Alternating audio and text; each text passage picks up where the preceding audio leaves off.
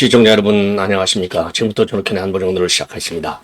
자, 이 한동훈 대표가 말이죠. 이 강원 양면 작전을 쓰고 있습니다. 한마디로 얘기해서 이 김대남 사건과 관련해서는 철저하게 수사를 통해서 밝혀야 된다. 그리고 김건희 여사의 특검법에 대해서는 부결을 시켜야 된다. 이러한 양수 겹장을 하고 있는데요. 그 의도가 뭔지 한번 분석해야 될 필요가 있는 것 같고요.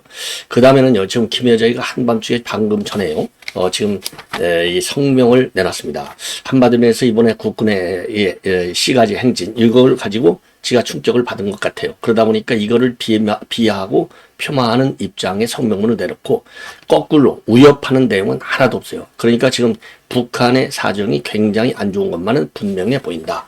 이런 저는 평가를 좀 하고 싶어요. 이 김여정이. 자, 이게 이제 MBC가 그야말로 이제 북한 쪽 입장에서 이 방송을 했다는 거 이미 여러분께 말씀드렸잖아요. 그러니까 이제 김여정이도 한마디 안 할 수가 없는 것이죠. 그래서 김여정이 김정은이는 꼬리를 내리고 있는데 이 MBC는 가관이죠. 오히려 이 북한 대변인 조선중앙통신 서울지국의 입장으로 일관하고 있습니다. 자, 이거 MBC 빨리 바꿔야 되는데 정말 큰일 났네요. 이거 행정버물이 완전히 좌파화가 돼가지고 참 대책이 없네요. 예. 자, 이런 말씀을 이제 드리고 싶고, 그 다음에 또 역시 이재명, 이화영, 그 다음에는 이 김성태 얘기를 하지 않을 수가 없는데요. 어제 그러니까 이제 법사위 청문회를 계기로 해서 오히려 민주당이 아주 크게 손해를 보고 있는 거예요.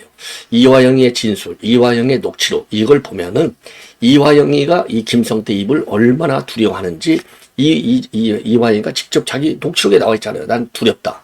그랬다 보니까 이 두려운 내용이 바로 뭐냐? 저도 이미 여러 개 말씀을 드렸지만은 저도 이제 분석한 내용이 지금 그 심야에 여기저기 방송에서 평가하고 있는데 저하고 생각이 똑같아요.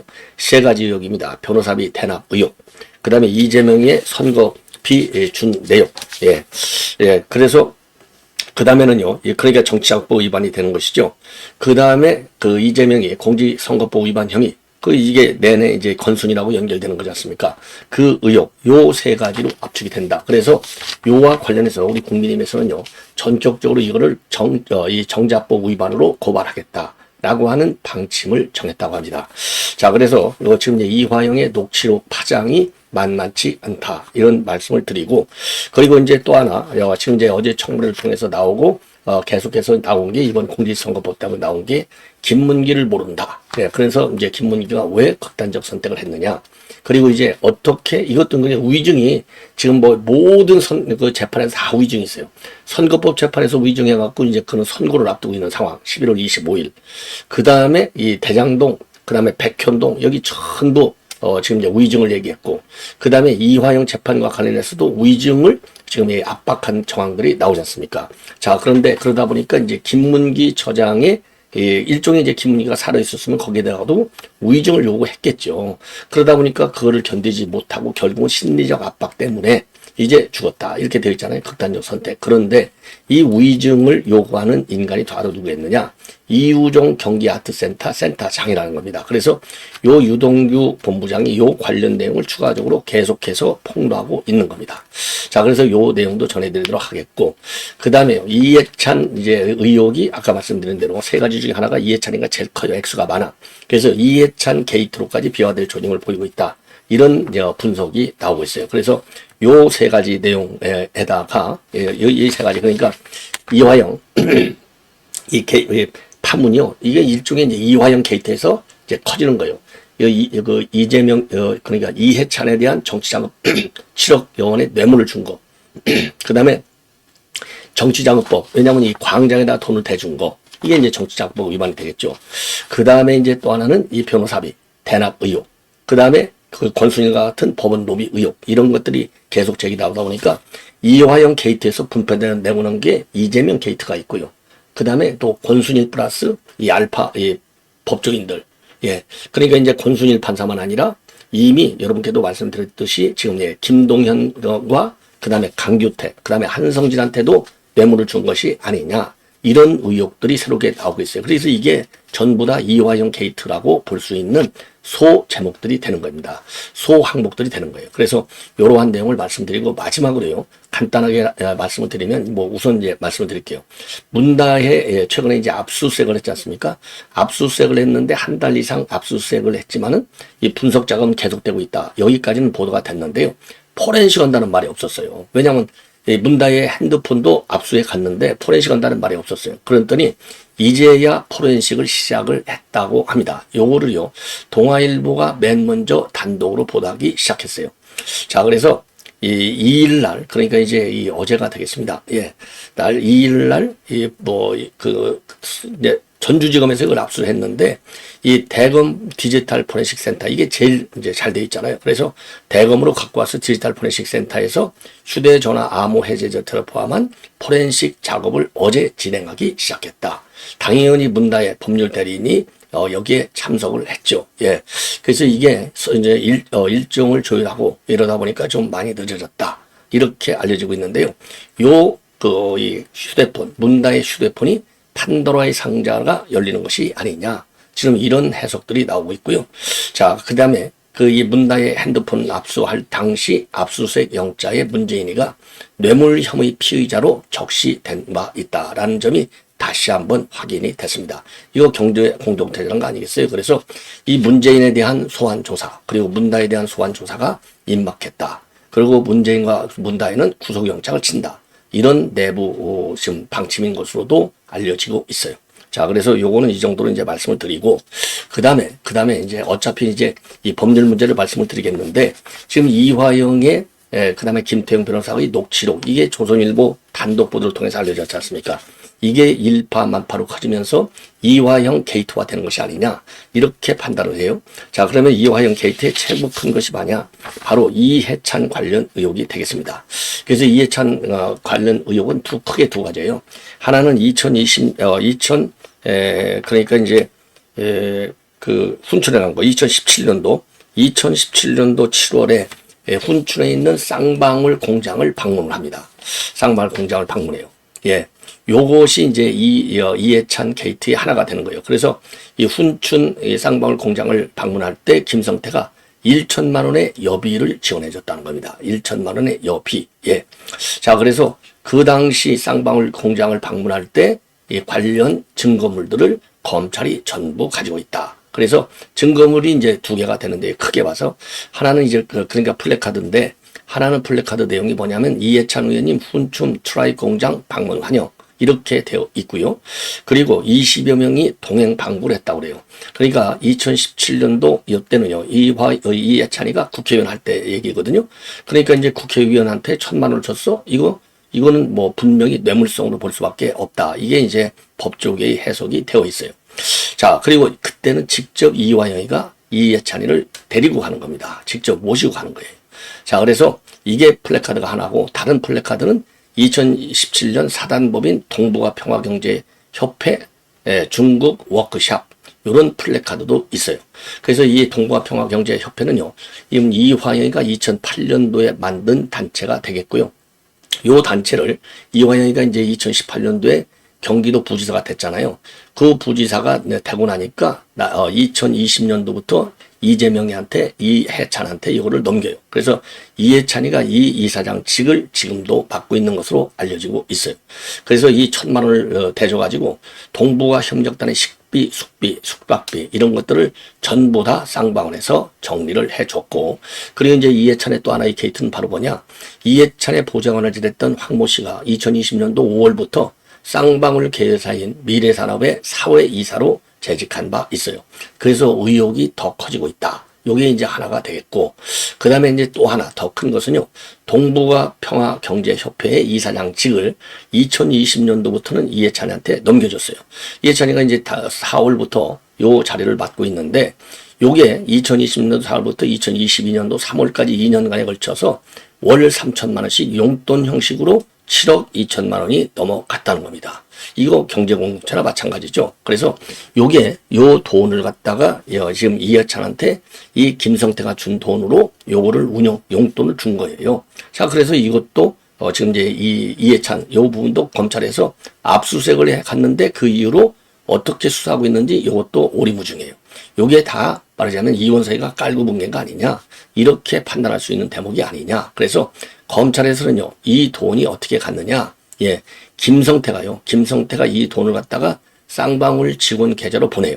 그러면은 쌍방울 직원이 이거를 찾아가지고 누구를 갖다 주느냐, 방부수 부회장을 갖다 줍니다. 그러면 방부수 부회장이 이거를 갖다가 이 현금으로 빼가지고 이화영의 사무실로 갖다 줘요.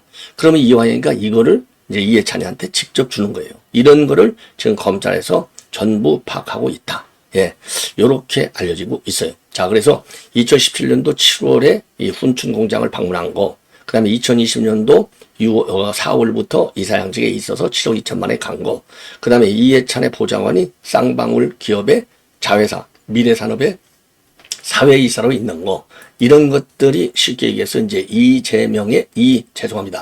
이해찬 게이트로 비화되는 것이 아니냐, 이런 평가가 나오고 있는 그런 상황이고요. 자, 그리고 이런 내용이 이제 어제 이제 국회에서 이제 다 이제 폭로가 됐잖아요. 그러다 보니까 이제 주진우 의원하고 국민의힘 의원들하고 이화영이하고 이제 한판 붙지 않을 수가 없는 것이죠. 자, 그래서 이 이화영의 1차 반응이 이제 현장에서 처음으로 나온 건데, 요 이제 주진우 의원이 맨 먼저 깠어요. 그러니까 첫째로 얘기하는 게 이재명 쪽 주장이 뭡니까? 녹취록 같은 게 까지면 뭘 맨 먼저 주장하죠? 이런 걸 주장하잖아요. 짜집기였다. 마찬가지입니다. 이화영이도 짜집기. 왜냐하면 이화영이하고 이재명이는 아주 상시적으로 입맞춤을 하고 있다. 이렇게 보면 되는 거잖아요. 그러니까 그거 짜집기 한 건데 그거를 믿습니까?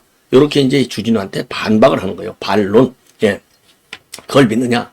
그러면서 그 짜집기 한 걸 보니까 검찰이 하는 거하고 주진우 의원이 하는 거하고 똑같네.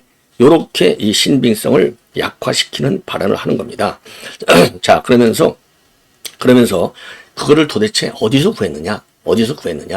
그러면서 이거는 틀림없이 검찰이 줬겠다. 그래서 이제 검찰과의 유착관계를 또 부각시키는 거죠. 검찰이 그 주진우 의원한테 준 것 아니냐.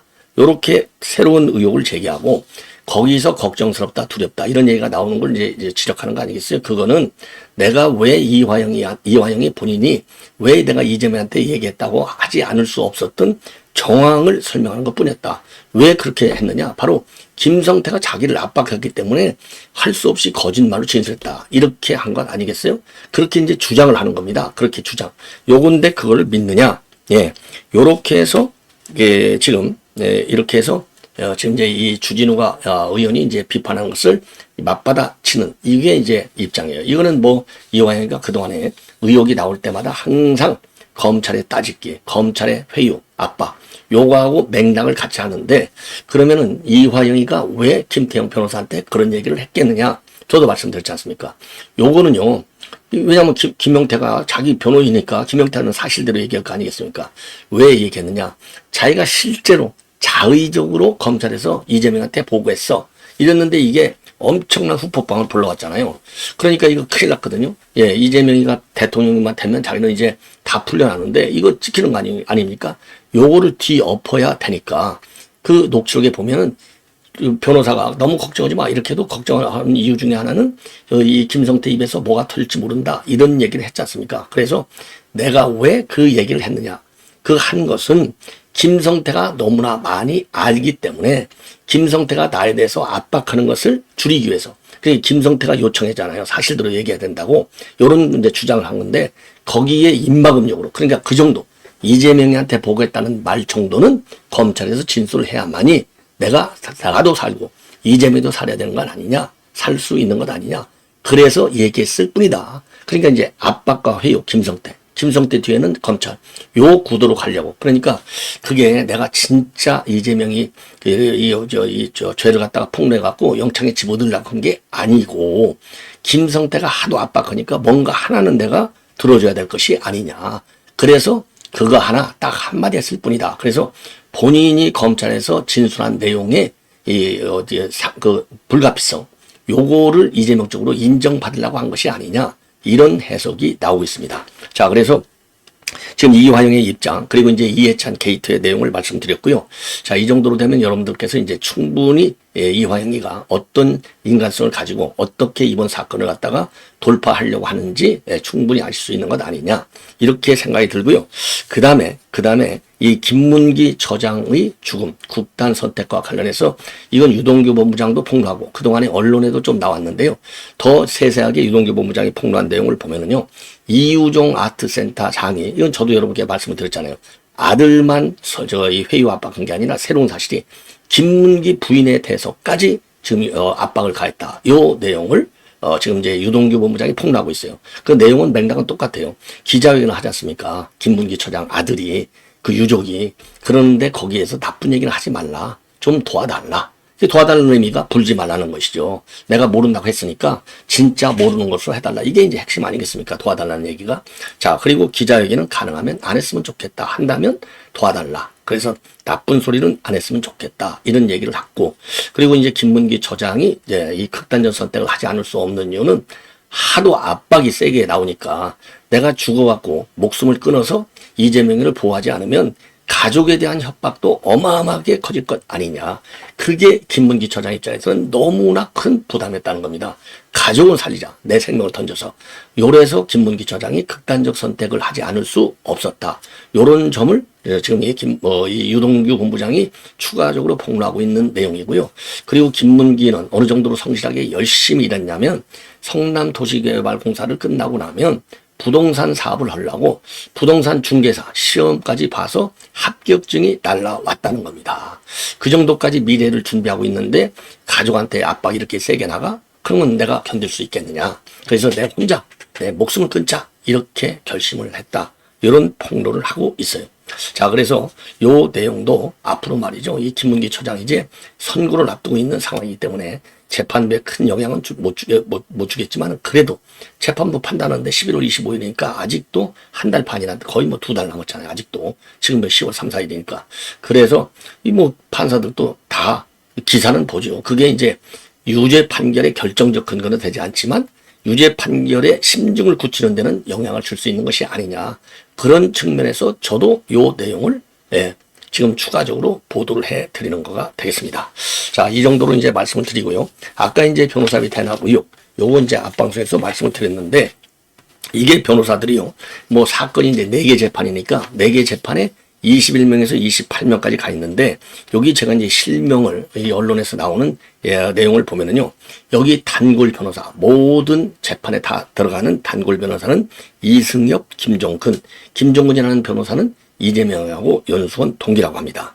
이게 이 사람이 이제 단골로 들어가고요.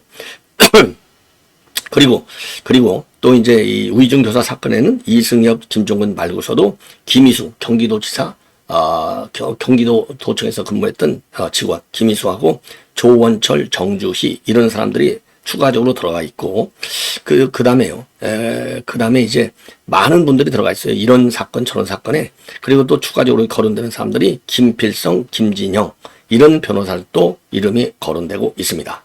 자, 그래서 요런 그 변호사들 20여 명이 되기 때문에 요거 이 중에 누군가가 폭로할 수도 있어요. 요거를 우리는 좀 기대해야 될 것이 아니냐 이런 생각이 들고, 이 모두에 말씀드린 대로 유창훈과 강규태, 그 다음에 김동현, 그리고 한성진 요런 사람들에 대해서도 요 김성태로부터 또는 제3의 저수지로부터 돈을 꺼서 현금 처리를 했을 가능성도 있다. 이런 의혹이 제기되고 있는 상황이 되겠습니다. 자, 시청자 여러분, 이렇게 해서 이제 이 관계는 말씀을 드렸고, 그리고 이제 지금 한동훈 대표가 그 김대남에 대해서는 철저한 수사. 그래서 이제 김대남이는 당원을 이탈했어요. 자, 그리고 이제 당 차원에서도 징계 절차에 돌입한다. 이게 한동훈의 지시고, 그리고 이거는 이제 바로 뭐냐, 한동훈이가 또 지시를 하면서요, 대통령실에서 김대남하고 우리 윤 대통령 내외하고는 일면식이 없다. 잘 아는 사이가 아니다. 이렇게 부인했지 않습니까? 그리고 이제 한동훈이가 이런 그 설만 가지고 문제 제기를 심화시키고 있는 점에 대해서는 상당히 좀 안타깝다. 불만이다. 이런 얘기가 나왔는데, 그럼에도 불구하고 한동훈이가 꼬리를 딱 내렸어요. 대통령실에 이런 아무 인식이 없다. 그러니까 일면식이 없다는 얘기는 맞는 것 같다. 이렇게 얘기를 하고, 그럼에도 불구하고 강공 수사를 해라. 이렇게 나가고 있고요. 그 다음에 지금 이제 이 김건희 여사 이 특검법과 관련해서는 부결시키는 것이 맞다. 이렇게 해서 지금 느닷없이 꼬리를 팍팍 내리고 있어요.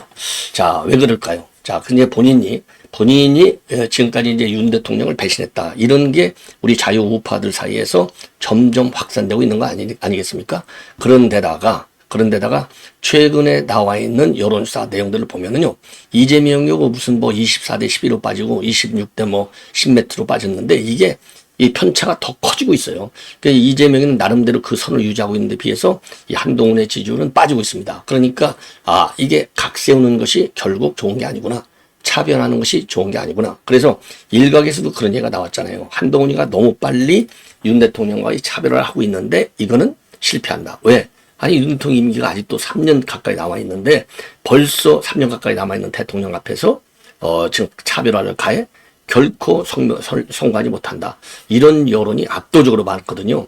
그러다 보니까 지금 각 세운 작전이 이건 잘못됐다. 이렇게 뒤늦게 깨닫는 것이 아닌가. 그래서 이 김건희 여사에 대해서도요. 이런저런 생각이 지금 많다. 예. 이런저런 우리 국민들이 이런저런 생각을 많이 하고 있을 가능성이 크다. 이러면서도 이 부결을 시켜야 되겠다. 왜냐? 지금 동아일보 단독 보도를 했지 않습니까? 이게 굉장히 크다. 8명만 이탈하든가 아니면 12명 이상이 불참할 경우는 가결될 수 있다. 이런 우려가 나오고 있잖아요. 두 번째 원인은. 그런데 여기에서 만약에 가결돼 그러면 한동훈이의 배신자 프레임은 이제는 더 이상 한동훈이가 무너뜨릴 수가 없는 거예요. 한마디로 끝장나는 겁니다. 그래서 이건 벼랑 끝 전략, 벼랑 끝 전략이 아니냐. 그래서 벼랑 끝에서 살아나기 위해서는 대책이 없으니까 이거는 부결시켜야 되겠다. 그래서 이제 언론에도 나왔잖아요. 이게 김건희 여사와 관련해서 친한계들이 이번에 이제 만찬 안 한 거. 이게 말하자면 불쏘시개가 될 수 있다. 이런 우려가 나왔잖아요. 그거를 불식시키기 위해서 김건희 여사의 특검법 말만이라도 만약에 8표가 나오더라도 누가 나왔는지는 몰라요. 무기명 투표니까. 그런데 미리 이제 선을 긋는 거죠. 내 책임으로 돌리지 마. 이게 책임론에서 벗어나려고 하는 작전. 그러니까 아주 복합적인 의도를 가지고 지나치게 각을 세우는 것이 역풍이 크다는 거 하는 점.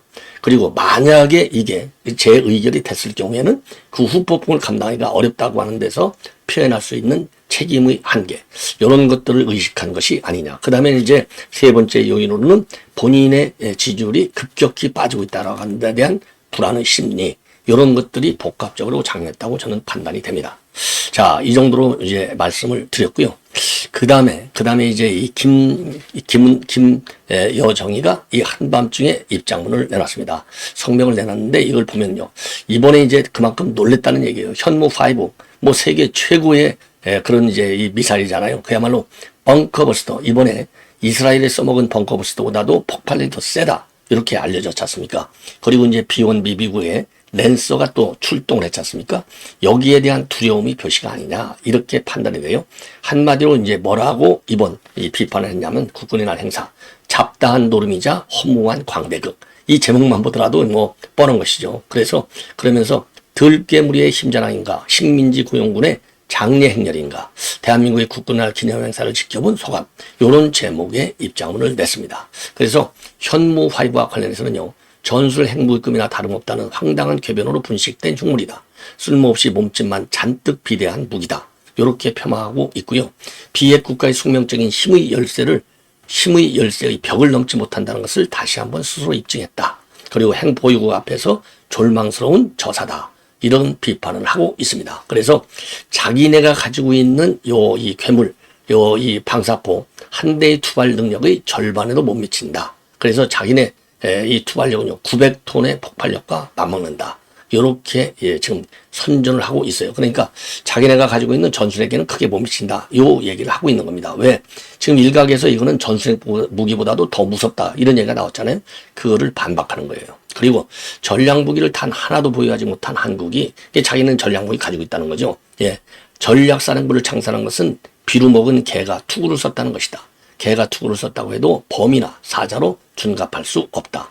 그리고 B1B가 등장한 거, 이거와 관련해서는 한국의 군 통수권자와 수하 졸개들, 괴뢰 육해공군이 정중히 도열하여 경의를 표하는 몰골이야말로 세계 열병사에 두 번 다시 없을 혼자 보기 아까운 오직 식민지 한국에서만 연출할 수 있는 명장면이다. 야, 참 이 김여정이 굉장히 독설가잖아요. 근데 독설적인 표현은 하나도 없어요. 그러니까 이번 국군의 날 시가 행진은 우리가 성공적으로 잘 한 것이다. 그래서 대북 억지력의 이 능력, 요거를 보여주는데 우리 열병식이 성공한 것이 아니냐. 이렇게 판단이 됩니다. 시청자 여러분, 이것으로 본 방송은 마치겠습니다. 대단히 고맙습니다.